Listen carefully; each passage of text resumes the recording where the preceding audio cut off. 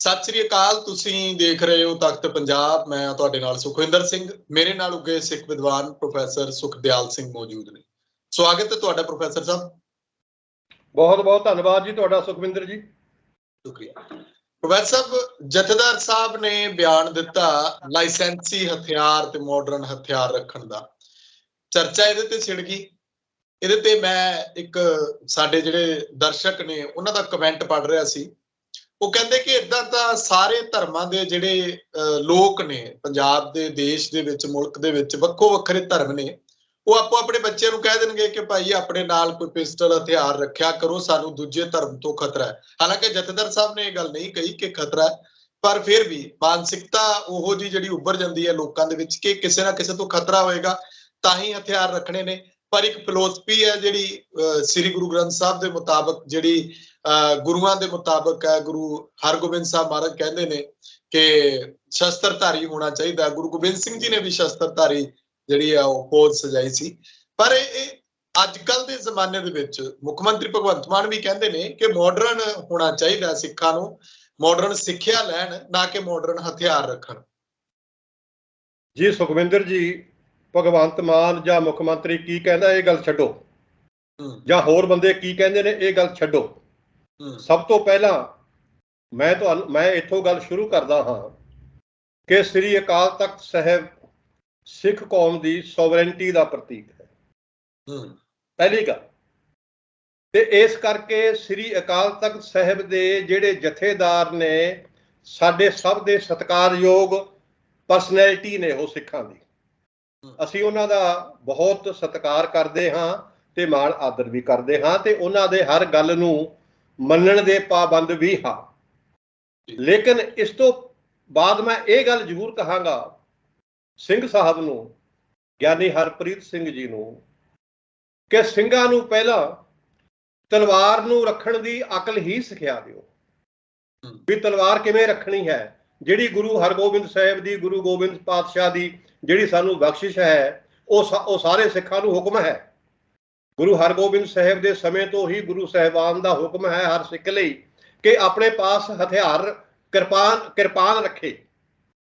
ਗੁਰੂ ਗੋਬਿੰਦ ਸਿੰਘ ਜੀ ਨੇ ਤਾਂ ਖਾਲਸਾਈ ਰਹਿਤ ਮਰਜ਼ਾਦਾ ਨੂੰ ਪ੍ਰਚਲਿਤ ਕਰਕੇ ਇਹ ਹਰ ਸਿੱਖ ਦੇ ਜੀਵਨ ਦਾ ਜ਼ਰੂਰੀ ਅੰਗ ਬਣਾ ਦਿੱਤਾ ਸੀ ਕਿ ਮੇਰਾ ਸਿੰਘ ਅੰਮ੍ਰਿਤਧਾਰੀ ਹੋ ਕੇ 3 ਫੁੱਟੀ ਕਿਰਪਾਨ ਆਪਣੇ ਗਾਤਰੇ ਪਾ ਕੇ ਰੱਖੇ।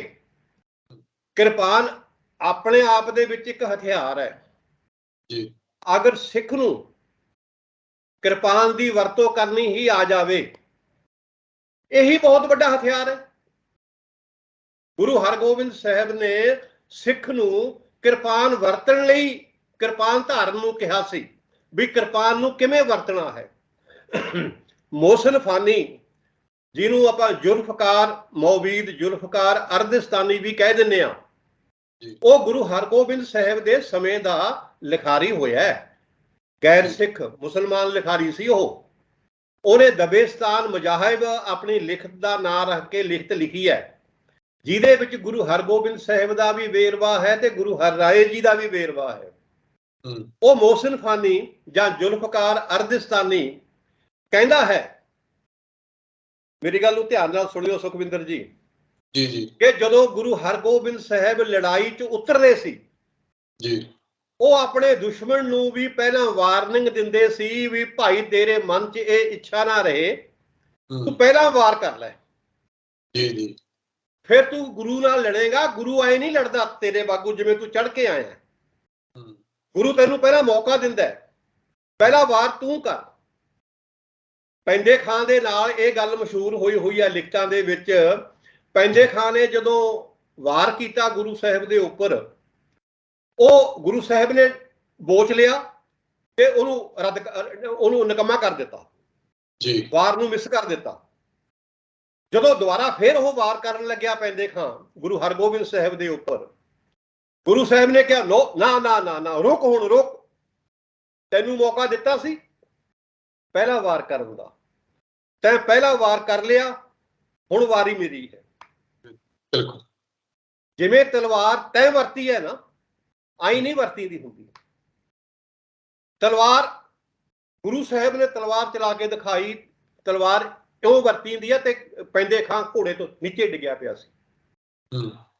ਗੁਰੂ ਹਰਗੋਬਿੰਦ ਸਾਹਿਬ ਨੇ ਜੇ ਸਿੱਖਾਂ ਨੂੰ ਹੁਕਮ ਕੀਤਾ ਨਾ ਕਿ ਭਾਈ ਕਿਰਪਾਨਧਾਰੀ ਹੋਵੋ, ਆਪਣੀ ਰੱਖਿਆ ਆਪ ਕਰੋ, ਤਾਂ ਗੁਰੂ ਸਾਹਿਬ ਨੇ ਸਿੱਖਾਂ ਨੂੰ ਇਹ ਅਕਲ ਵੀ ਦਿੱਤੀ ਸੀ ਕਿ ਤਲਵਾਰ ਚਲਾਉਣੀ ਕਿਵੇਂ ਹੈ ਜੀ। ਗੁਰੂ ਗੋਬਿੰਦ ਸਿੰਘ ਜੀ ਨੇ ਵੀ ਜਦੋਂ ਖਾਲਸਾ ਰਹਿਤ ਮਰਜ਼ਾਦਾ ਨੂੰ ਕਾਇਮ ਕਰਕੇ ਖਾਲਸੇ ਨੂੰ ਅੰਮ੍ਰਿਤਧਾਰੀ ਕੀਤਾ ਤੇ ਕਿਰਪਾਨਧਾਰੀ ਕੀਤਾ, ਗੁਰੂ ਗੋਬਿੰਦ ਸਿੰਘ ਜੀ ਨੇ ਵੀ ਸਿਖਾਇਆ ਸੀ ਕਿ ਕਿਰਪਾਨ ਨੂੰ ਵਰਤਣਾ ਕਿਵੇਂ ਹੈ।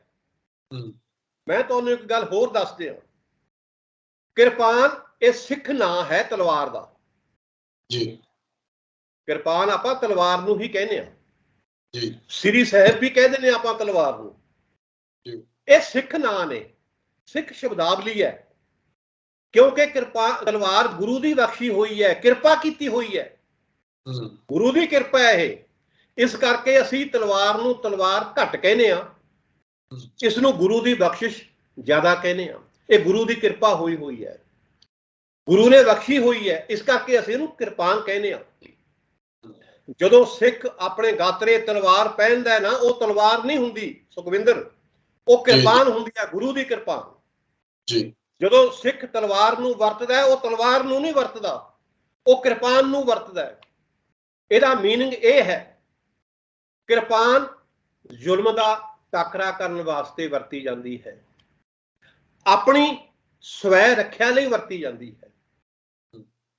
ਇਹ ਹੈ ਤੁਹਾਡੇ ਹਥਿਆਰ ਦਾ ਕਰਤੱਵ। ਸਿੱਖ ਜੇ ਹਥਿਆਰ ਵਰਤਣਾ ਸਿੱਖ ਲਵੇ, ਉਹਦੇ ਲਈ ਕਿਰਪਾਨ ਹੀ ਸਭ ਤੋਂ ਵੱਡਾ ਹਥਿਆਰ ਹੈ। ਕਿਰਪਾਨ ਨਾਲ ਤੁਸੀਂ ਕੁਝ ਵੀ ਕਰ ਸਕਦੇ ਹੋ। ਜੇ ਤੁਹਾਡੀਆਂ ਬਾਹਾਂ 'ਚ ਤਾਕਤ ਹੈ ਨਾ, ਤਾਂ ਤੁਹਾਡੀ ਕਿਰਪਾਨ ਕਿਲਿਆਂ ਦੇ ਕਿਲੇ ਫਤਿਹ ਕਰ ਦੂਗੀ।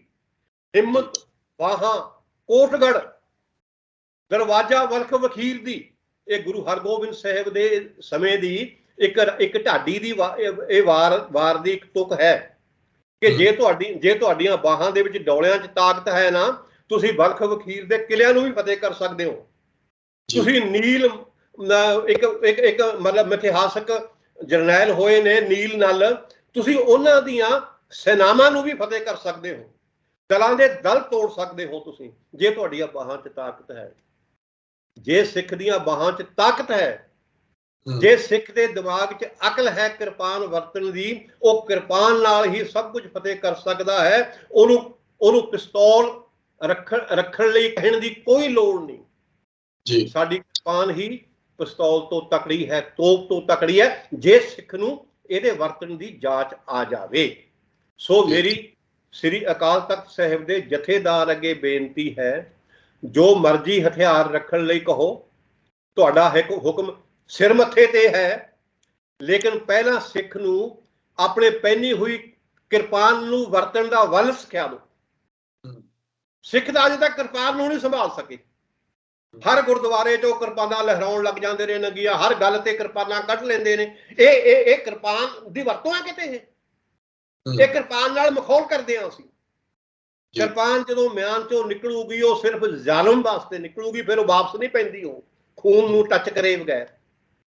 ਸੋ ਜਥੇਦਾਰ ਜੀ, ਸਿੰਘ ਸਾਹਿਬ, ਤੁਸੀਂ ਸਾਡੇ ਜਥੇਦਾਰ ਹੋ, ਪਹਿਲਾਂ ਸਿੱਖ ਨੂੰ ਕਿਰਪਾਨ ਦੀ ਵਰਤੋਂ ਕਰਨੀ ਸਿਖਿਆ ਦੇਵੋ।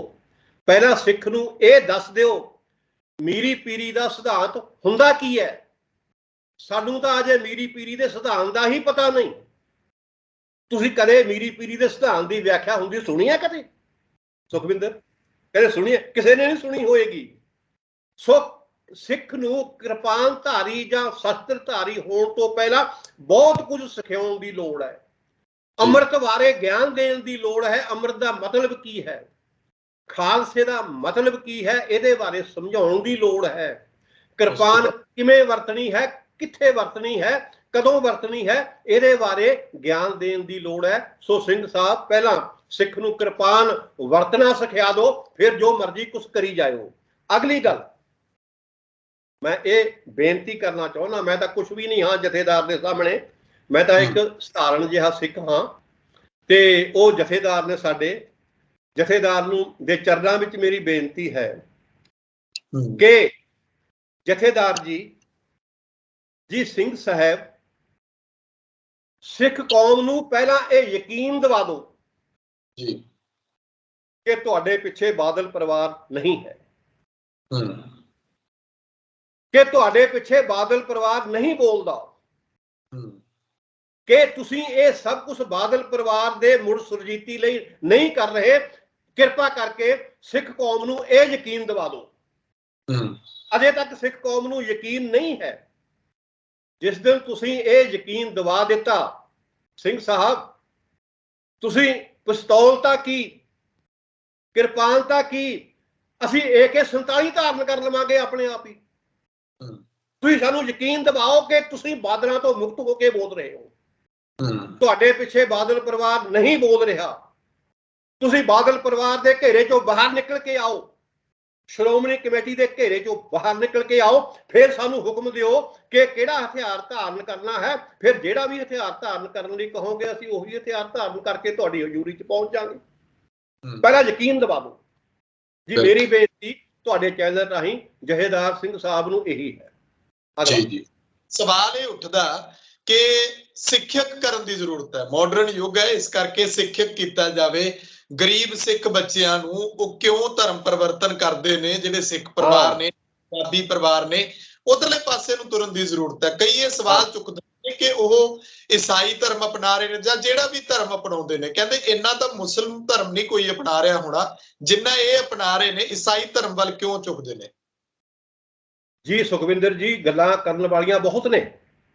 मैं सिर्फ ये गल्लां तां कीतियां सीगां इंनियां क क्योंकि सिंह साहब साडे सत्कारयोग ने। असीं उन्हां दे हुक्म नूं रद्द नहीं करना चाहुंदे, असीं उन्हां दे हुक्म दी अदूली नहीं करना चाहुंदे। ये मैं तां गल्लां कहीआं ने। लेकिन जिवें तुसीं कहा बड़े काम ने अजे सिੱਖੀ दे करन वाले। सानूं तां पता ही नहीं साडा धर्म की है।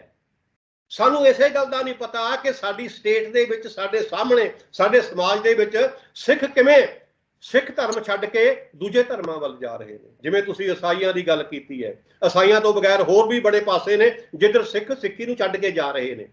पहला सिखां नूं संभाल लो सिंह साहब, सिੱਖੇ नहीं संभाले जा रहे। तुसीं भावें किसी भी तरीके नाल, क्योंकि जदों प्रचार करोगे सिੱਖੀ दा, ਜਦੋਂ ਗੁਰਬਾਣੀ ਦਾ ਪ੍ਰਚਾਰ ਕਰੋਗੇ, ਜਦੋਂ ਸਿੱਖ ਨੂੰ ਦੱਸੋਗੇ ਕਿ ਭਾਈ ਤੇਰੇ ਲਈ ਗੁਰਬਾਣੀ ਦੀ ਮਹੱਤਤਾ ਕੀ ਹੈ, ਤੇਰੇ ਲਈ ਅੰਮ੍ਰਿਤ ਦੀ ਮਹੱਤਤਾ ਕੀ ਹੈ, ਤੇਰੀ ਡਿਊਟੀ ਕੀ ਹੈ, ਤੇਰਾ ਕੰਮ ਕੀ ਹੈ, ਜਦੋਂ ਸਿੱਖ ਇਹਨਾਂ ਗੱਲਾਂ ਤੋਂ ਜਾਣੂ ਹੋ ਜਾਊਗਾ, ਉਹਨੂੰ ਆਪਣੀਆਂ ਡਿਊਟੀਆਂ ਦਾ, ਆਪਣੀਆਂ ਜ਼ਿੰਮੇਵਾਰੀਆਂ ਦਾ ਪਤਾ ਲੱਗ ਜਾਊਗਾ। ਅਸੀਂ ਤਾਂ ਸਿੱਖਾਂ ਨੂੰ ਸੰਭਾਲ ਹੀ ਨਹੀਂ ਰਹੇ। ਸਾਰੀ ਕੌਮ ਸਿੰਘ ਸਾਹਿਬ ਤੁਹਾਡੇ ਹੁਕਮ ਤੇ ਖੜੀ ਹੋਣ ਨੂੰ ਤਿਆਰ ਹੈ। ਮੈਂ ਸਭ ਤੋਂ ਪਹਿਲਾਂ ਮੈਂ ਆਵਾਂਗਾ ਤੁਹਾਡੇ ਹੁਕਮ ਦੀ ਪਾਲਣਾ ਕਰਨ ਵਾਸਤੇ। ਪਹਿਲਾਂ ਸਿੱਖਾਂ ਨੂੰ ਸਿੱਖੀ ਵੱਲ ਪ੍ਰੇਰਿਤ ਕਰੋ, ਗੁਰਬਾਣੀ ਵੱਲ ਪ੍ਰੇਰਿਤ ਕਰੋ, ਨਿਤਨੇਮੀ ਬਣਾਓ ਸਿੱਖਾਂ ਨੂੰ, ਅੰਮ੍ਰਿਤ ਧਾਰੀ ਬਣਾਓ ਸਿੱਖਾਂ ਨੂੰ। ਜਦੋਂ ਸਿੱਖ, ਹਰ ਸਿੱਖ ਅੰਮ੍ਰਿਤ ਧਾਰੀ ਹੋ ਗਿਆ, ਉਹਨੂੰ ਅੰਮ੍ਰਿਤ ਦੀ ਸਮਝ ਆ ਗਈ, ਉਹਨੂੰ ਆਪਣੇ ਹਥਿਆਰਾਂ ਦੀ ਸਮਝ ਆ ਗਈ, ਕਿਸੇ ਨੂੰ ਕਹਿਣ ਦੀ ਲੋੜ ਹੀ ਨਹੀਂ ਪਏਗੀ। ਸਿੱਖ ਆਪਣੇ ਆਪ ਦੇ ਵਿੱਚ ਹੀ ਸੁਤੰਤਰ ਹੋ ਕੇ ਖੜਾ ਹੋ ਜਾਏਗਾ। ਸਿੱਖ ਦਾ ਪਰਿਵਾਰ ਆਪਣੇ ਘਰ ਵਿੱਚ ਹੀ ਸੁਤੰਤਰ ਹੋ ਕੇ ਵਿਚਰੇਗਾ। ਜਦੋਂ ਹਰ ਸਿੱਖ ਦਾ ਪਰਿਵਾਰ ਆਪਣੇ ਘਰ ਵਿੱਚ ਸੁਤੰਤਰ ਹੋ ਕੇ ਵਿਚਰਨ ਲੱਗ ਪਿਆ, ਕੋਈ ਲੋੜ ਹੀ ਨਹੀਂ ਸਾਨੂੰ ਕਿਸੇ ਕੋਲੋਂ ਆਜ਼ਾਦੀ ਮੰਗਣ ਦੀ, ਸਾਨੂੰ ਕਿਸੇ ਤੋਂ ਡਰਨ ਦੀ ਕੋਈ ਲੋੜ ਹੀ ਨਹੀਂ। ਗੁਰੂ ਹਰਗੋਬਿੰਦ ਸਾਹਿਬ ਵੇਲੇ ਜਦੋਂ ਤੋਂ ਪਹਿਲਾਂ ਜਦੋਂ ਗੁਰੂ ਅਰਜਨ ਦੇਵ ਜੀ ਨੂੰ ਸ਼ਹੀਦ ਕਰ ਦਿੱਤਾ ਗਿਆ ਸੀ, ਇਤਨੀ ਦਹਿਸ਼ਤ ਫੈਲ ਗਈ ਸੀ ਸਿੱਖ ਸਮਾਜ ਦੇ ਅੰਦਰ। ਮੁਗਲ ਹਕੂਮਤ ਵੀ ਚਾਹੁੰਦੀ ਸੀ ਕਿ ਸਿੱਖਾਂ 'ਚ ਡਰ ਫੈਲ ਜਾਵੇ, ਉਹ ਡਰਦੇ ਹੀ ਧਰਮ ਪਰਿਵਰਤਨ ਕਰਨ ਲੱਗ ਜਾਣ, ਜਾਂ ਖੱਲਾਂ ਖੂੰਜਿਆਂ 'ਚ ਵੜ ਜਾਣ, ਜਾਂ ਜੰਗਲਾਂ ਵੇਲਿਆਂ 'ਚ ਜਾ ਕੇ ਲੁਕ ਜਾਣ। ਉਹ ਉਹਨਾਂ ਦੇ ਮਨ 'ਚ ਦਹਿਸ਼ਤ ਪਾਉਣੀ ਚਾਹੁੰਦੀ ਸੀ।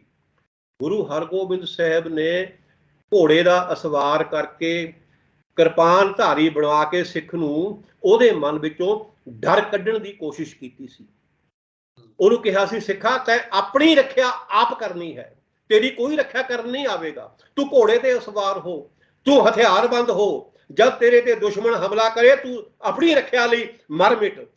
ਜਦੋਂ ਸਾਰੇ ਸਿੱਖ ਘੋੜ ਸਵਾਰ ਹੋ ਕੇ, ਹਥਿਆਰਬੰਦ ਹੋ ਕੇ ਅੰਮ੍ਰਿਤਸਰ ਦੀਆਂ ਗਲੀਆਂ ਵਿੱਚ ਘੁੰਮਣ ਫਿਰਨ ਲੱਗੇ, ਜਿੰਨੇ ਦੁਸ਼ਮਣ ਸਨ ਅੰਮ੍ਰਿਤਸਰ ਦੇ ਵਿੱਚ ਬੈਠੇ, ਆਲੇ ਦੁਆਲੇ ਬੈਠੇ, ਸਭ ਦੀਆਂ ਅੱਖਾਂ ਖੁੱਲ ਗਈਆਂ ਸੀ। ਸਭ ਨੇ ਕੰਨ ਖੜੇ ਕਰ ਲਏ ਸੀ ਕਿ ਇਹ ਤਾਂ ਹਰੇਕ ਸਿੱਖ ਸਵਾਰ ਹੋਇਆ ਫਿਰਦਾ, ਘੋੜ ਸਵਾਰ ਹੋਇਆ ਫਿਰਦਾ, ਹਰੇਕ ਸਿੱਖ ਸ਼ਸਤਰਧਾਰੀ ਹੋਇਆ ਫਿਰਦਾ। ਸੋ ਜਦੋਂ ਸਿੱਖ ਨੂੰ ਤੁਸੀਂ ਭੈ ਮੁਕਤ ਬਣਾਤਾ, ਅੰਮ੍ਰਿਤ ਧਾਰੀ ਬਣਾਤਾ, ਅੰਮ੍ਰਿਤ ਤੋਂ ਪੂਰਾ ਗਿਆਨ ਪ੍ਰਾਪਤ ਕਰ ਲਿਆ, ਸਭ ਕੁਝ ਸਿੱਖ ਗਿਆ, ਗੁਰਬਾਣੀ ਦੇ ਲੜ ਲੱਗ ਪਿਆ। ਸਿੱਖ ਗੁਰਬਾਣੀ ਦੇ ਲੜ ਲੱਗਿਆ ਹੋਇਆ ਨਿਰਭੈ ਹੋਵੇਗਾ, ਨਿਰਵੈਰ ਵੀ ਹੋਵੇਗਾ। ਨਿਰਭੈ ਅਤੇ ਨਿਰਵੈਰ ਹੋਇਆ ਖਾਲਸਾ ਆਪਣੇ ਆਪ ਦੇ ਵਿੱਚ ਸੁਤੰਤਰ ਹੈ। ਜਦੋਂ ਅੰਮ੍ਰਿਤਧਾਰੀ ਪਰਿਵਾਰ ਆਪਣੇ ਘਰ ਵਿੱਚ ਰਹੇਗਾ ਉਹ ਸੁਤੰਤਰ ਹੋ ਕੇ ਰਹੇਗਾ। ਜਦੋਂ ਹਰ ਪਰਿਵਾਰ ਹੀ ਸੁਤੰਤਰ ਹੋ ਗਿਆ ਉਹਨੂੰ ਗੁਲਾਮ ਬਣਾਉਣ ਵਾਲਾ ਕੌਣ ਹੋਏਗਾ ਜੀ? ਕੋਈ ਤਾਕਤ ਫਿਰ ਸਿੱਖਾਂ ਨਾਲ ਟੱਕਰ ਨਹੀਂ ਲਏਗੀ। ਜਹਾਂਗੀਰ ਨੇ ਗੁਰੂ ਅਰਜਨ ਦੇਵ ਜੀ ਨੂੰ ਸ਼ਹੀਦ ਕਰਕੇ ਗੁਰੂ ਹਰਗੋਬਿੰਦ ਸਾਹਿਬ ਨਾਲ ਟੱਕਰ ਨਹੀਂ ਸੀ ਲਈ। ਉਹਨੂੰ ਪਤਾ ਲੱਗ ਗਿਆ ਸੀ ਕਿ ਗੁਰੂ ਅਰਜਨ ਦੇਵ ਜੀ ਦਾ ਜਿਹੜਾ ਵਾਰਸ ਹੈ ਗੁਰੂ ਹਰਗੋਬਿੰਦ ਸਾਹਿਬ, ਉਹ ਹੁਣ ਆਪਣੀ ਰੱਖਿਆ ਆਪ ਕਰਨ ਤੇ ਆ ਗਿਆ ਹੈ। ਬਿਲਕੁਲ ਬਿਲਕੁਲ। ਜਦੋਂ ਗੌਰਮੈਂਟ ਤੁਹਾਨੂੰ ਦੇਖ ਲੈਂਦੀ ਹੈ ਕਿ ਸਿੱਖ ਆਪਣੀ ਰੱਖਿਆ ਆਪ ਕਰਨ ਜੋਗੇ ਹੋ ਗਏ, ਉਹ ਵੀ ਦਬਕ ਜਾਂਦੀ ਹੈ। ਸਰਕਾਰਾਂ ਡਰੇ ਹੋਏ ਨੂੰ ਹੀ ਡਰਾਉਂਦੀਆਂ ਹਨ। ਸੋ ਸਿੰਘ ਸਾਹਿਬ ਗਿਆਨੀ ਹਰਪ੍ਰੀਤ ਸਿੰਘ ਜੀ, ਪਹਿਲਾਂ ਸਿੱਖਾਂ ਨੂੰ ਨਿਰਭੈ ਅਤੇ ਨਿਰਵੈਰ ਕਰਕੇ ਦਿਖਾ ਦਿਓ, ਫਿਰ ਦੇਖਿਓ ਕਿ ਤੁਹਾਡੀ ਨਿਰਭੈ ਅਤੇ ਨਿਰਵੈਰ ਕੌਮ ਨੂੰ ਕੌਣ ਲਲਕਾਰਦਾ ਹੈ ਤੇ ਕੌਣ ਵੰਗਾਰਦਾ ਹੈ।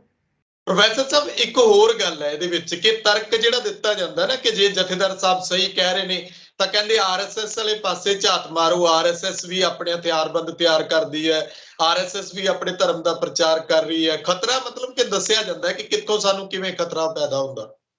ਦੇਖੋ ਸੁਖਵਿੰਦਰ, ਹਰ ਕੌਮ ਨੇ ਆਪਣੇ ਆਪ ਨੂੰ ਤਾਕਤਵਰ ਕਰਨਾ ਹੈ। ਜਿਵੇਂ ਅਸੀਂ ਕਹਿ ਰਹੇ ਹਾਂ ਕਿ ਆਪਾਂ ਤਾਕਤਵਰ ਹੋਈਏ ਹਥਿਆਰਬੰਦ ਹੋ ਕੇ, ਬਿਲਕੁਲ ਹਰ ਕੌਮ ਦਾ ਇਹ ਅਧਿਕਾਰ ਹੈ, ਸਾਡਾ ਵੀ ਅਧਿਕਾਰ ਹੈ। ਆਰਐਸਐਸ ਜੇ ਕਰ ਰਹੀ ਹੈ ਤਾਂ ਉਹ ਆਪਣੀ ਜਾਨ 'ਚ ਬਹੁਤ ਵਧੀਆ ਕਰ ਰਹੀ ਹੈ, ਆਪਣੇ ਪੈਰ ਮਜ਼ਬੂਤ ਕਰ ਰਹੀ ਹੈ। ਸਾਨੂੰ ਵੀ ਆਪਣੀ ਥਾਂ ਤੇ ਪੈਰ ਮਜ਼ਬੂਤ ਕਰਨੇ ਚਾਹੀਦੇ ਨੇ। ਪੰਜਾਬ ਦੇ ਵਿੱਚ ਮੈਂ ਤਾਂ ਕਹਿਣਾ ਸਿੱਖਾਂ ਨੂੰ ਬਹੁਤ ਪਹਿਲਾਂ ਆਪਣੇ ਪੈਰ ਮਜ਼ਬੂਤ ਕਰਨੇ ਚਾਹੀਦੇ ਸੀ। ਇਹ ਤਾਂ 1947 ਤੋਂ ਪਹਿਲਾਂ ਹੀ ਇਹਨੂੰ ਆਪਣੇ ਪੈਰ ਮਜ਼ਬੂਤ ਕਰਨੇ ਚਾਹੀਦੇ ਸੀ ਤਾਂ ਕਿ ਸਾਡਾ ਆਹ ਹਾਲ ਨਾ ਹੁੰਦਾ। ਜੇ ਅਸੀਂ ਆਪਣੇ ਪੈਰ ਮਜ਼ਬੂਤ ਨਹੀਂ ਕੀਤੇ ਤਾਂ ਸਾਡਾ ਇਹ ਹਾਲ ਹੋਇਆ। ਆਰਐਸਐਸ ਮੁੱਢ ਤੋਂ ਹੀ ਆਪਣੇ ਪੈਰ ਮਜ਼ਬੂਤ ਕਰਦੀ ਆ ਰਹੀ ਹੈ, ਅੱਜ ਹਿੰਦੁਸਤਾਨ ਤੇ ਰਾਜ ਕਰ ਰਹੀ ਹੈ। ਉਹ ਭਲੇ ਮਾਨਸੋ, ਤੁਸੀਂ ਤਾਂ ਪੰਜਾਬ ਦੇ ਵਿੱਚ ਵੀ ਨਹੀਂ ਰਾਜ ਕਰ ਸਕੇ ਆਪਦਾ। ਤੁਸੀਂ ਕਿਹਦੀਆਂ ਰੀਸਾਂ ਕਰਦੇ ਹੋ? ਤੁਸੀਂ ਤਾਂ ਜਿੱਥੇ ਸਿੱਖ ਮੈਜੋਰਟੀ ਹੈ ਪੰਜਾਬ ਦੇ ਵਿੱਚ, ਤੁਸੀਂ ਤਾਂ ਉੱਥੇ ਵੀ ਰਾਜ ਨਹੀਂ ਕਰ ਰਹੇ। ਥੋੜਾ ਬੁਰਾ ਹਾਲ ਕਰਤਾ ਤੁਹਾਡਾ ਇਹਨਾਂ ਵੋਟਾਂ ਦੇ ਵਿੱਚ। ਆਰਐਸਐਸ ਸਾਰੇ ਹਿੰਦੁਸਤਾਨ ਤੇ ਰਾਜ ਕਰ ਰਹੀ ਹੈ। ਉਹਦੇ ਪੈਰ ਮਜ਼ਬੂਤ ਨੇ। ਉਹ ਡਿਸਿਪਲਿਨਡ ਪਾਰਟੀ ਹੈ, ਉਹ ਜਥੇਬੰਦੀ ਹੈ ਪੂਰੀ ਡਿਸਿਪਲਿਨਡ। ਸਾਡੇ ਤਾਂ ਕੋਈ ਡਿਸਿਪਲਿਨ ਨਹੀਂ ਹੈਗਾ, ਨਾ ਸ਼੍ਰੋਮਣੀ ਕਮੇਟੀ 'ਚ ਕੋਈ ਡਿਸਿਪਲਿਨ ਹੈ, ਨਾ ਅਕਾਲੀ ਦਲ ਦੇ ਵਿੱਚ ਕੋਈ ਡਿਸਿਪਲਿਨ ਹੈ।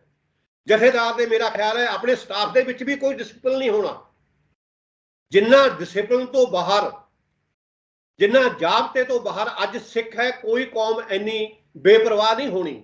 ਸੋ ਸਿੱਖਾਂ ਨੂੰ ਇੱਕ ਜਾਬਤੇ ਵਿੱਚ ਰਹਿਣਾ ਸਿਖਾ ਦਿਓ। ਪਹਿਲਾਂ ਆਰਐਸਐਸ ਦੀ ਰੀਸ ਕਰ ਲਓ। ਜਿਵੇਂ ਉਹ ਆਪਣੇ ਆਪ ਨੂੰ ਹਥਿਆਰਬੰਦ ਕਰ ਰਹੀ ਹੈ, ਰੌਲਾ ਵੀ ਨਹੀਂ ਪਾ ਰਹੀ। ਉਹ ਆਪਦੇ ਪੈਰ ਮਜ਼ਬੂਤ ਕਰ ਰਹੀ ਹੈ, ਇਹਦਾ ਵੀ ਰੌਲਾ ਨਹੀਂ ਪਾ ਰਹੀ ਉਹ। ਲੇਕਿਨ ਇਹਦਾ ਜਿਹੜਾ ਰਿਜ਼ਲਟ ਆ ਰਿਹਾ ਹੈ, ਉਹ ਜਦੋਂ ਹਿੰਦੁਸਤਾਨ ਤੇ ਉਹਦੇ ਬੰਦੇ ਜਿੱਤ ਕੇ ਆਉਂਦੇ ਨੇ, ਉਹ ਰਿਜ਼ਲਟ ਉੱਥੇ ਦਿਖ ਰਿਹਾ ਹੈ। ਅਸੀਂ ਆਪਣੇ ਮੈਜੋਰਟੀ ਵਾਲੀ ਸਿੱਖ ਸਟੇਟ ਵਿੱਚ ਵੀ ਮਾਰ ਖਾ ਰਹੇ ਹਾਂ, ਹਾਰ ਗਏ ਹਾਂ। ਇੰਨੀ ਬੁਰੀ ਹਾਰ ਖਾ ਗਏ ਹਾਂ ਕਿ ਸਾਡਾ ਗੱਲ ਕਰਨ ਨੂੰ ਵੀ ਸ਼ਰਮ ਆਉਂਦੀ ਹੈ ਸਾਨੂੰ। ਪਰ ਇਹ ਅਕਾਲੀ ਲੀਡਰਸ਼ਿਪ ਇਤਨੀ ਢੀਠ ਲੀਡਰਸ਼ਿਪ ਹੈ, ਇਹਨੂੰ ਅਜੇ ਵੀ ਸ਼ਰਮ ਨਹੀਂ ਆ ਰਹੀ। ਇਹ ਅਜੇ ਵੀ ਲਿਚ ਗੜੀਚੀਆਂ ਖਾ ਕੇ ਇਹ ਉੱਭਰਨ ਦੀ ਕੋਸ਼ਿਸ਼ ਕਰ ਰਹੀ ਹੈ। ਬਾਲਾ ਮੈਂ ਇਹਦੇ ਬਾਰੇ ਨਹੀਂ ਕਹਿੰਦਾ ਜੀ।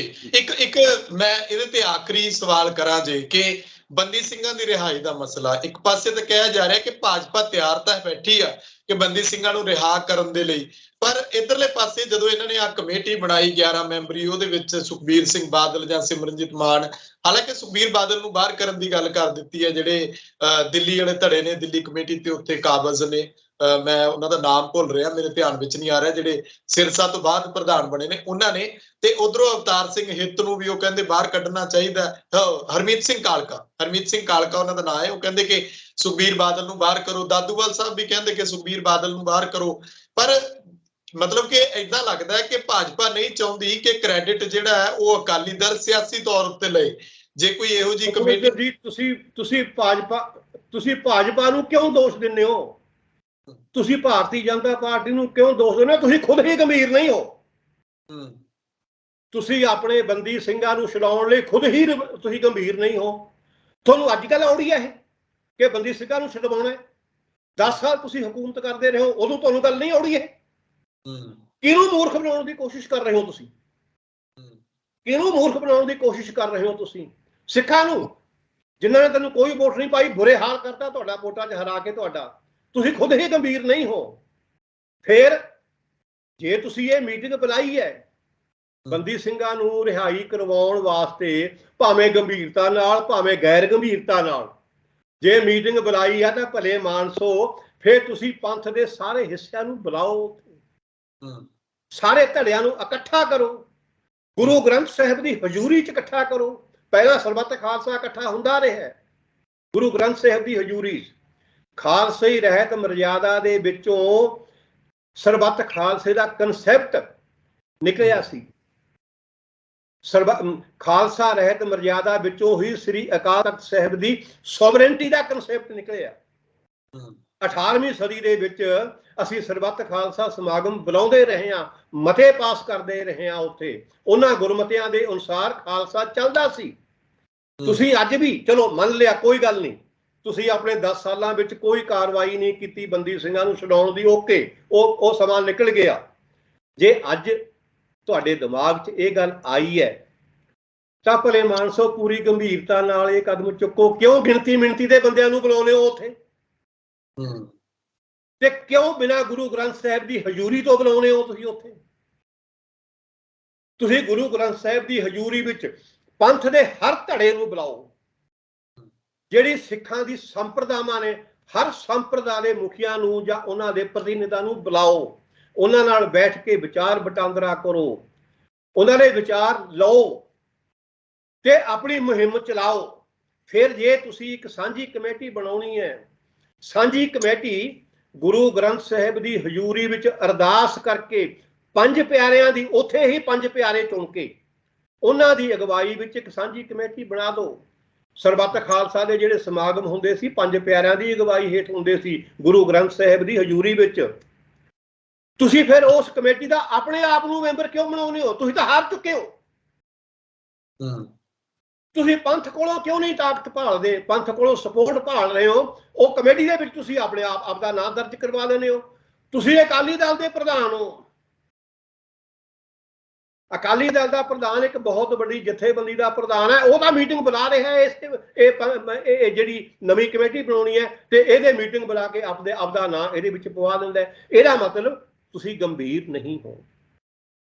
ਸ਼੍ਰੋਮਣੀ ਗੁਰਦੁਆਰਾ ਪ੍ਰਬੰਧਕ ਕਮੇਟੀ ਦੇ ਪ੍ਰਧਾਨ ਦੀ ਪ੍ਰਧਾਨਗੀ ਮੰਨੀ ਜਾ ਸਕਦੀ ਹੈ।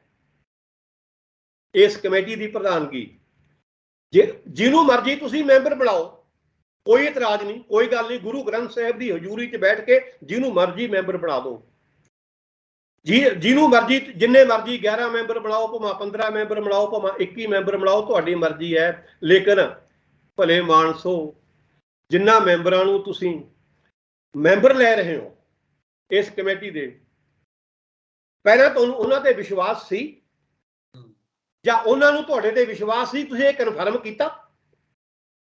ਤੁਸੀਂ ਕੁਝ ਵੀ ਕਨਫਰਮ ਨਹੀਂ ਕੀਤਾ। ਇੰਨੀ ਕਾਹਲੀ ਨਾਲ ਮੀਟਿੰਗ ਬਣਾਈ ਤੇ ਮੀਟਿੰਗ ਤੋਂ ਬਾਅਦ ਇੰਨੀ ਕਾਹਲੀ ਨਾਲ ਇੱਕ ਕਮੇਟੀ ਬਣਾਈ। ਉਹਦਾ ਰਿਜ਼ਲਟ ਕੀ ਹੋਇਆ ਜੀ? ਜਿਵੇਂ ਬੰਬ ਬਲਾਸਟ ਹੁੰਦਾ ਹੈ, ਉਹ ਕਮੇਟੀ ਆਪਣੇ ਆਪ ਬਲਾਸਟ ਹੋ ਹੀ ਬਲਾਸਟ ਹੋ ਗਈ। ਕਿਉਂ? ਇੱਕ ਦੂਜੇ ਨੂੰ ਵਿਸ਼ਵਾਸ ਹੀ ਨਹੀਂ ਹੈ, ਇੱਕ ਦੂਜੇ ਤੇ ਇੱਕ ਦੂਜੇ ਦਾ ਯਕੀਨ ਹੀ ਨਹੀਂ ਹੈ ਇੱਕ ਦੂਜੇ ਤੇ। ਪਹਿਲਾਂ ਆਪਸੀ ਯਕੀਨ ਪੈਦਾ ਕਰੋ। ਜਿਨ੍ਹਾਂ ਬੰਦਿਆਂ ਨੂੰ ਤੁਸੀਂ ਬੁਲਾਇਆ ਉਹਨਾਂ ਨੂੰ ਯਕੀਨ ਦਿਓ ਕਿ ਅਸੀਂ ਪੂਰੀ ਗੰਭੀਰਤਾ ਨਾਲ ਆਹ ਕਦਮ ਚੁੱਕਣਾ ਚਾਹੁੰਦੇ ਹਾਂ, ਸਾਡਾ ਸਾਥ ਦਿਓ।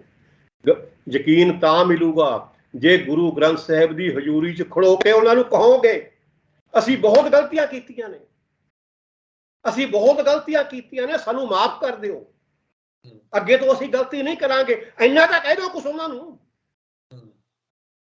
ਤੁਸੀਂ ਉਹ ਟਾਲਣ ਦੀ ਕੋਸ਼ਿਸ਼ ਕਰ ਰਹੇ ਹੋ, ਜਿਵੇਂ ਮੂਰਖਾਂ ਨੂੰ ਬੁਲਾ ਰਹੇ ਹੋਣੇ ਆਪਣੇ ਸਾਹਮਣੇ ਵੀ ਆਪੇ ਚੁੱਪ ਕਰੇ ਬੈਠੇ ਰਹਿਣਗੇ। ਇਹ ਖੁਸ਼ ਹੋ ਜਾਣਗੇ ਸਾਨੂੰ ਸ਼੍ਰੋਮਣੀ ਕਮੇਟੀ ਨੇ ਬੁਲਾ ਲਿਆ, ਸਾਡੇ 'ਚ ਸੁਖਬੀਰ ਬਾਦਲ ਬੈਠਾ, ਸ਼ਾਇਦ ਉਹ ਇੰਨੇ 'ਚ ਹੀ ਖੁਸ਼ ਹੋ ਜਾਣਗੇ। ਤੁਸੀਂ ਇਹੋ ਜਿਹੇ ਬੰਦੇ ਹੀ ਸਮਝਦੇ ਹੋ ਉਹਨਾਂ ਨੂੰ। ਕਈ ਬੰਦਿਆਂ ਨੇ ਖੁਸ਼ ਵੀ ਹੋਏ ਨੇ ਕਿਉਂਕਿ ਬਹਾਨਾ ਭਾਲਦੇ ਨੇ, ਉਹਨਾਂ ਦੇ ਹੱਥ ਪੱਲੇ ਕੁਛ ਹੈ ਨਹੀਂ। ਮਨਜੀਤ ਸਿੰਘ ਜੀਕੇ ਆ, ਉਹਦੇ ਕੋਲੇ ਵਿਚਾਰੇ ਕੋਲ ਕੀ ਹੈ? ਹਰਵਿੰਦਰ ਸਿੰਘ ਸਰਨਾ, ਪਰਮਜੀਤ ਸਿੰਘ ਸਰਨਾ ਭਰਾ ਨੇ, ਉਹਨਾਂ ਕੋਲੇ ਕੀ ਹੈ? ਸਿਮਰਨਜੀਤ ਸਿੰਘ ਮਾਨ ਕੋਲੇ ਕੀ ਹੈ? ਉਹਦਾ ਇੱਕੋ ਇੱਕ ਨਿਸ਼ਾਨਾ ਸੰਗਰੂਰ ਦੀ ਉਪ ਚੋਣ ਤੋਂ, ਪਾਰਲੀਮੈਂਟ ਦੀ ਚੋਣ ਤੋਂ ਖੜੇ ਹੋਣ ਦਾ ਹੈ। ਜੇ ਸੁਖਬੀਰ ਬਾਦਲ ਉਹਦੀ ਇਹ ਇੱਛਾ ਪੂਰੀ ਕਰ ਸਕਦਾ, ਤੁਹਾਡੇ ਨਾਲ ਹੈ। ਨਹੀਂ ਇੱਛਾ ਪੂਰੀ ਕਰੇਗਾ, ਤੁਹਾਡੇ ਨਾਲ ਨਹੀਂ ਹੈ। ਸਾਰੇ ਹੀ ਵਿਖਰ ਗਏ, ਦਾਦੂਵਾਲ ਸਾਹਿਬ ਵਿਖਰ ਗਏ, ਆ ਕਾਲੇਕਾ ਸਾਹਿਬ, ਕਾਲਕਾ ਜਾਂ ਕਾਲੇਕਾ ਸਾਹਿਬ ਦਿੱਲੀ ਵਾਲੇ ਹਰਮੀਤ ਸਿੰਘ ਕਾਲਕਾ, ਉਹ ਵੀ ਵਿਖਰ ਗਏ, ਨਿਕਲ ਗਏ, ਸਾਰੇ ਹੀ ਨਿਕਲ ਗਏ। ਸਿਰਫ ਬਾਬਾ ਹਰਨਾਮ ਸਿੰਘ ਜੀ ਟਿਕੇ ਹੋਏ ਨੇ, ਉਹ ਭਲੇ ਮਾਨਸ ਨੇ, ਉਹ ਮੁੱਢ ਤੋਂ ਹੀ ਸਹਿਯੋਗ ਕਰਕੇ ਚੱਲ ਰਹੇ ਨੇ ਸ਼੍ਰੋਮਣੀ ਕਮੇਟੀ ਨਾਲ ਵੀ, ਅਕਾਲੀ ਦਲ ਨਾਲ ਵੀ। ਉਹ ਅੱਗੇ ਤੋਂ ਵੀ ਚੱਲ ਜਾਣਗੇ, ਮੈਂ ਉਹਨਾਂ ਨੂੰ ਜਾਣਦਾ ਹਾਂ, ਮੇਰਾ ਵੀ ਸਤਿਕਾਰ, ਮੈਂ ਵੀ ਸਤਿਕਾਰ ਕਰਦਾ, ਮੇਰਾ ਵੀ ਵਿਸ਼ਵਾਸ ਹੈ ਉਹਨਾਂ ਦੇ ਵਿੱਚ। ਸੋ ਪਹਿਲਾਂ ਸੁਖਬੀਰ ਸਿੰਘ ਬਾਦਲ ਜੀ, ਜਿਨ੍ਹਾਂ ਬੰਦਿਆਂ ਨੂੰ ਤੁਸੀਂ ਬੁਲਾਉਂਦੇ ਹੋ ਉਹਨਾਂ ਦਾ ਵਿਸ਼ਵਾਸ ਜਿੱਤੋ ਤੇ ਉਹਨਾਂ ਨੂੰ ਆਪਣਾ ਵਿਸ਼ਵਾਸ ਦਿਓ। ਵਿਸ਼ਵਾਸ ਤਾਂ ਆਊਗਾ ਜੇ ਗੁਰੂ ਗ੍ਰੰਥ ਸਾਹਿਬ ਦੀ ਹਜ਼ੂਰੀ 'ਚ ਉਹਨਾਂ ਨੂੰ ਬੁਲਾਓਗੇ ਤੇ ਉੱਥੇ ਖੜ ਕੇ ਗੱਲ ਕਰੋਗੇ। ਅਜੇ ਵੀ ਸ਼੍ਰੋਮਣੀ ਕਮੇਟੀ ਅਤੇ ਅਕਾਲੀ ਦਲ ਲੂੰਬੜ ਚਾਲਾਂ ਚੱਲ ਰਿਹਾ ਹੈ। ਅਜੇ ਵੀ ਇਹਨੇ ਸਬਕ ਨਹੀਂ ਸਿੱਖਿਆ ਆਪਣੀ ਹਾਰ ਤੋਂ। ਸੋ ਸੁਖਬੀਰ ਸਿੰਘ ਜੀ, ਸਬਕ ਸਿੱਖੋ ਪਹਿਲਾਂ ਤੁਸੀਂ ਆਪਣੀ ਹਾਰ ਤੋਂ, ਕਿ ਤੁਹਾਡੀ ਹਾਰ ਹੈ, ਤੁਹਾਡੀ ਦੂਜੀ ਵੱਡੀ ਹਾਰ ਹੈ, ਔਰ ਬਹੁਤ ਨਮੋਸ਼ੀ ਭਰੀ ਹਾਰ ਹੈ। ਇਤਨੀ ਵੱਡੀ ਹਾਰ ਹੈ, ਮੈਂ ਤੁਹਾਡਾ ਮੈਂਬਰ ਨਾ ਹੋਣ ਦੇ ਬਾਵਜੂਦ ਵੀ ਮੈਨੂੰ ਵੀ ਸ਼ਰਮ ਆ ਰਹੀ ਹੈ, ਕਿਉਂਕਿ ਮੈਂ ਇੱਕ ਖਾਨਦਾਨੀ ਅਕਾਲੀ ਹਾਂ। ਜਦੋਂ ਮੈਂ ਆਪਣੇ ਸਾਹਮਣੇ, ਭਾਵੇਂ ਇਹ ਗੁਰਦੁਆਰਾ ਗੋਲਕਲਾ ਦਾ ਜਿਹੜਾ ਮਤਲਬ ਲਾਲਚ ਕਰਨ ਵਾਲਾ ਹੀ ਅਕਾਲੀ ਦਲ ਹੈ, ਫਿਰ ਵੀ ਇਹਦੇ ਨਾਲ ਅਕਾਲੀ ਦਲ ਦਾ ਨਾਂ ਤਾਂ ਜੁੜਿਆ ਹੋਇਆ ਨਾ। ਬਿਲਕੁਲ। ਜਦੋਂ ਹਰ ਰੋਜ਼ ਬਹਿਸਾਂ ਹੁੰਦੀਆਂ ਨੇ ਟੀਵੀ ਚੈਨਲਾਂ ਤੇ, ਜਦੋਂ ਲੋਕ ਬੋਲਦੇ ਨੇ ਅਕਾਲੀ ਦਲ ਬਾਰੇ, ਤੁਸੀਂ ਵੀ ਸਾਰੀਆਂ ਸੁਣੀਆਂ ਨੇ, ਉਦੋਂ ਉੱਥੇ ਸ਼ਰਮ ਆਉਂਦੀ ਹੈ ਕਿ ਇਹ ਅਕਾਲੀ ਦਲ ਇਤਨੀ ਬੁਰੀ ਤਰ੍ਹਾਂ ਹਾਰ ਗਿਆ। ਸੋ ਸੁਖਬੀਰ ਸਿੰਘ ਬਾਦਲ ਸਾਹਿਬ, ਪਹਿਲਾਂ ਅਕਾਲੀ ਬਣੋ ਜੀ, ਪਹਿਲਾਂ ਆਪਣੇ ਆਪ ਨੂੰ ਮੰਨੋ ਕਿ ਤੁਸੀਂ ਬਾਬਾ ਫੂਲਾ ਸਿੰਘ ਦੇ ਤੁਸੀਂ ਵਾਰਸ ਹੋ, ਤੁਸੀਂ ਉਹਨਾਂ ਅਕਾਲੀ ਪ੍ਰਧਾਨਾਂ ਦੇ ਵਾਰਸ ਹੋ ਜਿਨ੍ਹਾਂ ਨੇ ਬੜੇ ਬੜੇ ਮੋਰਚੇ ਲਾਏ ਨੇ ਤੇ ਬਹੁਤ ਤਸੀਹੇ ਚੱਲੇ ਨੇ। ਤੁਸੀਂ ਤਾਂ ਵਾਰਸ ਹੀ ਨਹੀਂ ਮੰਨ ਰਹੇ, ਤੁਹਾਡੇ 'ਚ ਹੈ ਹੀ ਨਹੀਂ, ਉਹ ਕਲਚਰ ਹੀ ਨਹੀਂ ਹੈ ਤੁਹਾਡੇ 'ਚ ਅਕਾਲੀ ਕਲਚਰ ਹੀ ਨਹੀਂ ਹੈ। ਤੁਹਾਡੇ 'ਚ ਸਰਮਾਏਦਾਰਾਂ ਵਾਲਾ ਕਲਚਰ ਹੈ, ਗੱਡੀਆਂ ਤੇ ਘੁੰਮਣ ਵਾਲਾ ਕਲਚਰ ਹੈ, ਬੜੇ ਬੜੇ ਮਹਿਲਾਂ ਦੇ ਵਿੱਚ ਰਹਿਣ ਵਾਲਾ ਕਲਚਰ ਹੈ। ਪਹਿਲਾਂ ਇਹਨਾਂ ਮਹਿਲਾਂ 'ਚੋਂ ਬਾਹਰ ਨਿਕਲੋ। ਜਿਹੜੇ ਸਧਾਰਨ ਅਕਾਲੀ ਨੇ ਉਹਨਾਂ ਦੇ ਘਰਾਂ 'ਚ ਜਾ ਕੇ ਬੈਠਣਾ ਸਿੱਖੋ, ਫਿਰ ਅਕਾਲੀ ਦਲ ਦੀ ਗੱਲ ਕਰਿਓ। ਅਕਾਲੀ ਤੁਹਾਡੇ ਪਿੱਛੇ ਲੱਗ ਜਾਣਗੇ, ਸਾਰਾ ਸਿੱਖ ਤੁਹਾਡੇ ਪਿੱਛੇ ਲੱਗ ਜਾਊਗਾ। ਪਹਿਲਾਂ ਆਪਣੀਆਂ ਗਲਤੀਆਂ ਨੂੰ ਮੰਨ ਲਓ। ਜਦ ਤੱਕ ਗਲਤੀਆਂ ਨੂੰ ਨਾ ਮੰਨੋਗੇ, ਗਲਤੀਆਂ ਮੰਨੋਗੇ ਗੁਰੂ ਗ੍ਰੰਥ ਸਾਹਿਬ ਦੀ ਹਜ਼ੂਰੀ 'ਚ ਖੜੇ ਹੋ ਕੇ, ਖਾਲਸਾ ਪੰਥ ਦੇ ਇਕੱਠ ਦੇ ਸਾਹਮਣੇ ਖੜੇ ਹੋ ਕੇ, ਤਾਂ ਤੁਸੀਂ ਮਕਬੂਲ ਹੋਵੋਗੇ ਖਾਲਸਾ ਪੰਥ ਦੀਆਂ ਨਿਗਾਹਾਂ ਵਿੱਚ। ਜਦੋਂ ਤੱਕ ਤੁਸੀਂ ਇਹ ਮਾਫੀ ਨਹੀਂ ਮੰਗਦੇ, ਤੁਸੀਂ ਆਪਣੇ ਆਪ ਨੂੰ ਅਕਾਲੀ ਕਲਚਰ ਵਿੱਚ ਲੈ ਕੇ ਨਹੀਂ ਆਉਂਦੇ, ਜੋ ਮਰਜ਼ੀ ਕਰੀ ਜੋ, ਹਾਲ ਉਹਦਾ ਆਹੀ ਹੋਏਗਾ ਜੋ ਤੁਹਾਡੀ 11 ਮੈਂਬਰੀ ਕਮੇਟੀ ਦਾ ਹੋਇਆ ਹੈ। ਜੀ ਸ਼ੁਕਰੀਆ ਪ੍ਰੋਫੈਸਰ ਸਾਹਿਬ, ਧੰਨਵਾਦ ਤੁਹਾਡਾ। ਓਕੇ, ਸੋ ਮੇਰੇ ਵਾਹਿਗੁਰੂ ਜੀ ਖਾਲਸਾ ਵਾਹਿਗੁਰੂ ਫਤਿਹ। ਸੋ ਮੇਰੇ ਨਾਲ ਮੌਜੂਦ ਸਨ ਉੱਘੇ ਸਿੱਖ ਵਿਦਵਾਨ ਪ੍ਰੋਫੈਸਰ ਸੁਖਦਿਆਲ ਸਿੰਘ। ਜਦੋਂ ਗੱਲ ਅਕਾਲੀ ਦਲ ਦੀ ਆਉਂਦੀ ਹੈ ਤਾਂ ਇੱਕੋ ਇੱਕ ਨਜ਼ਰ ਪੈਂਦੀ ਹੈ ਕਿ ਪੰਥਕ ਹਿੱਤਾਂ ਦੀ ਗੱਲ ਕਰਨ ਵਾਲੀ ਧਿਰ ਹੈ ਕੋਈ, ਜਿਹਦੇ ਵਿੱਚ ਪੰਥ ਦੇ ਮਸਲਿਆਂ ਨੂੰ ਸੁਲਝਾਇਆ ਜਾਂਦਾ, ਵਿਚਾਰਿਆ ਜਾਂਦਾ। ਜੇ ਕੋਈ ਗੱਲ ਦੇ ਵਿੱਚ ਪੱਲਾ ਪਾ ਕੇ ਆਉਂਦਾ, ਉਹਨੂੰ ਮਾਫ ਵੀ ਕਰ ਦਿੱਤਾ ਜਾਂਦਾ। ਇਹੋ ਜਿਹੀਆਂ ਗੱਲਾਂ ਹੁੰਦੀਆਂ। ਪਰ ਜਦੋਂ ਅੱਜ ਅਕਾਲੀ ਦਲ ਨਿਭਾਉਣ ਵਾਲਾ ਹੈ ਤਾਂ ਚਿੰਤਾ ਦਾ ਵਿਸ਼ਾ ਸਿੱਖ ਪਰਿਵਾਰਾਂ ਦੇ ਵਿੱਚ, ਸਿੱਖ ਜਿਹੜੀਆਂ ਸਭਾ ਨੇ ਉਹਨਾਂ ਦੇ ਵਿੱਚ ਵੀ ਰਹਿੰਦਾ। ਤੁਸੀਂ ਆਪਣੇ ਵਿਚਾਰ ਕਮੈਂਟ ਜ਼ਰੂਰ ਕਰਿਓ। ਤਾਕਤ ਪੰਜਾਬ ਨੂੰ ਸਬਸਕ੍ਰਾਈਬ ਕਰੋ। ਮੈਨੂੰ ਇਜਾਜ਼ਤ ਦਿਓ। ਧੰਨਵਾਦ।